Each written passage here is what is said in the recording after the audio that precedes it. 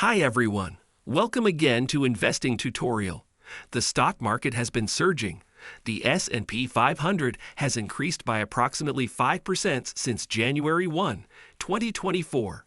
It has increased by approximately 28% in the last year, and it has increased by approximately 81% in just the last 5 years.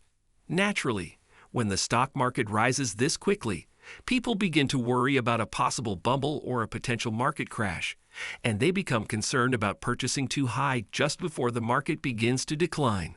Thus, I would want to discuss two things today. First, I want to discuss Wall Street's outlook for the stock market and where it is headed.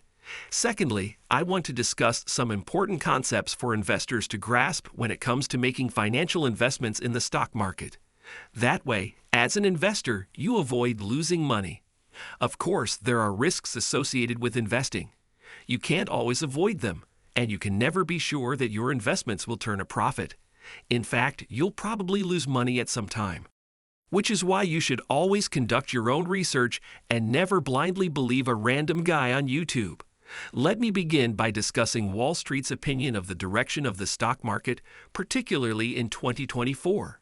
Let me begin by discussing Goldman Sachs. Just to make sure everyone is aware, Goldman Sachs released a statement predicting that the S&P 500 will continue to rise in 2024.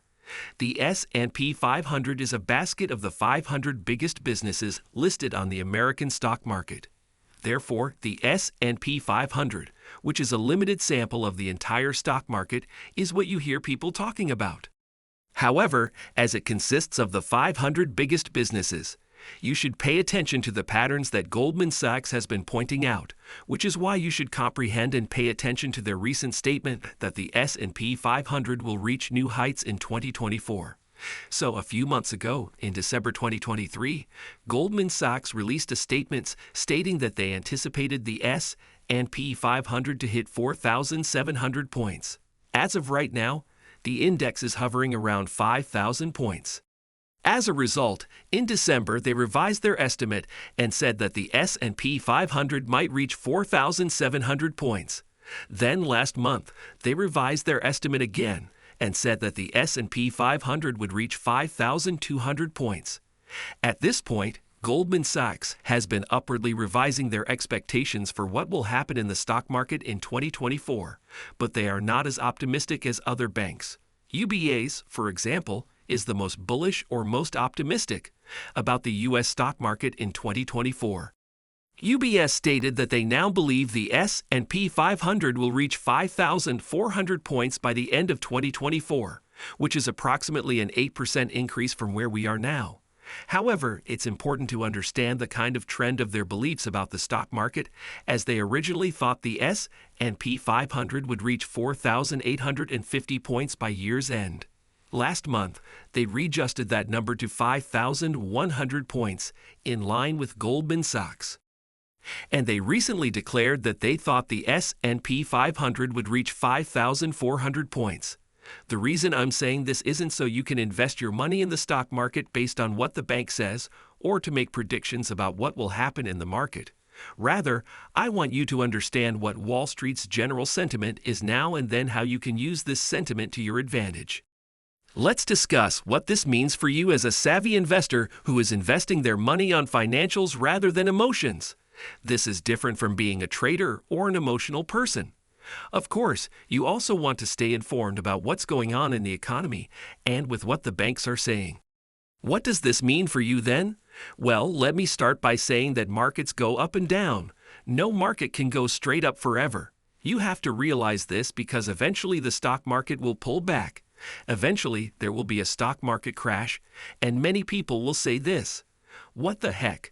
I put money into the S&P 500, which had been rising year after year and had increased by 75% in a matter of years, and then I put money in just to watch it drop 20%. Just like that, and this is where I want you to keep in mind and comprehend that markets rise and fall. However, let's talk about history. Over the last century, we have seen stock market crashes and recessions almost every decade. Market crashes and recessions were witnessed in 2020, 2008, and 2021.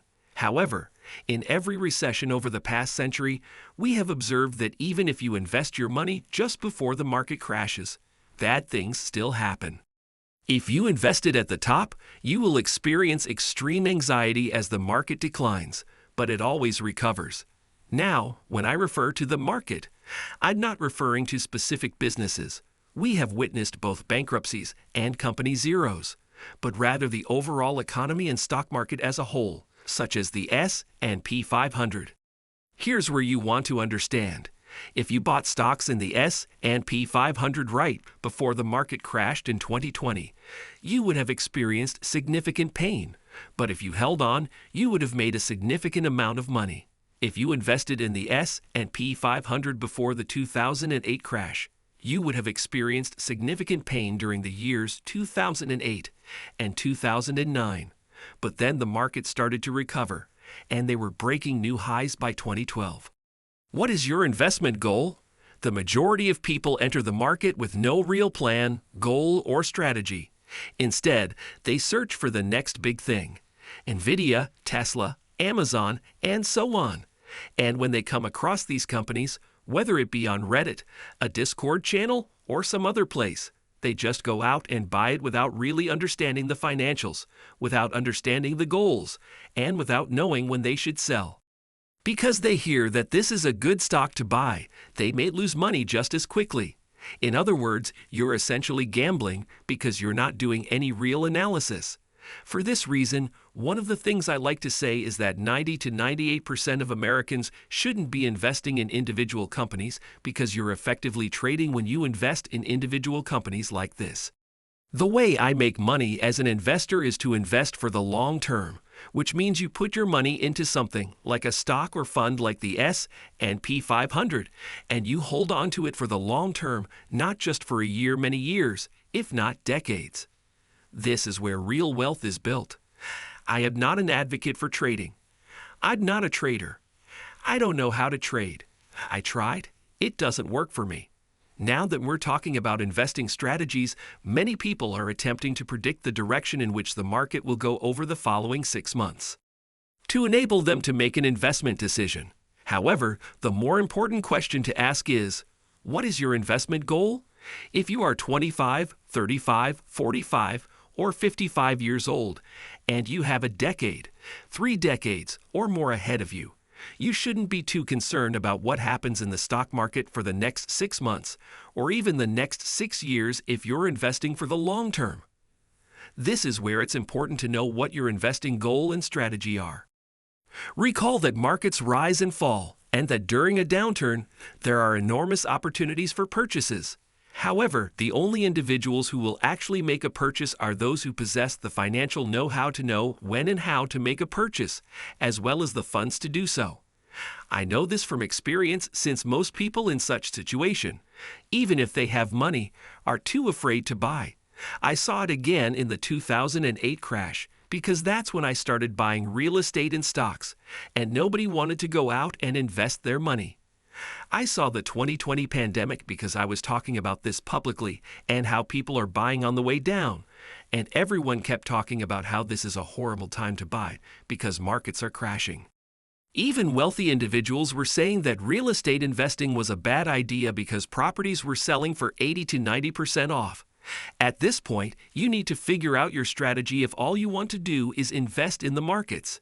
You can put your money into mutual funds, ETFs, index funds, and other funds that will expose you to the whole economy. As an illustration, let's talk about the S&P 500. There are funds that will expose you to the 500 largest companies in the stock market or the S&P 500. There are also funds that will expose you to the entire stock market. Again, I can't tell you what to invest in. I'm not a financial advisor. I'm just providing you with some basic information. For example, if you invest in the ETF SPY, you will be exposed to the 500 largest companies in the stock market or the S&P 500. There are also funds like VTI that will expose you to the entire stock market. Now, if you were to invest in these funds today and the markets crashed in 8 months, you would be devastated because, my God, you would be losing money. However, you must keep in mind that if you are a long-term investor, you will actually make real wealth through these funds.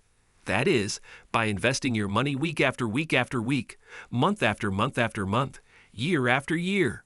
In this way, now that you are getting paid, a portion of it is going toward these investments to purchase these funds. The way to truly build wealth through these kinds of funds is to simply keep stacking these assets.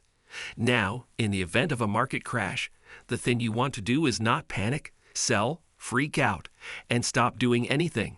Instead, take advantage of the opportunity to go out and buy more stocks at a discounted price because markets rise and fall. If you want to be the kind of person who invests in individual companies, then take advantage of this opportunity. Okay, you can do that. I do. The same thing.